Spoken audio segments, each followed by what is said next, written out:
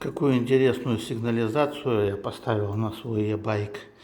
Я раньше ставил ее, но быстро батарейки садились.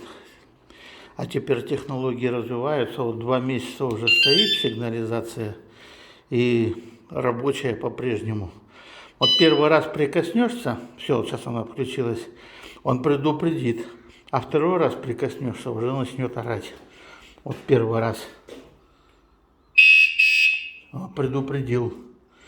Сейчас еще раз прикоснусь, начнет орать.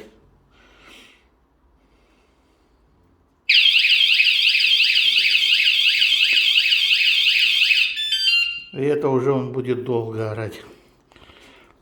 Вот такую штучку я себе поставил, хорошая.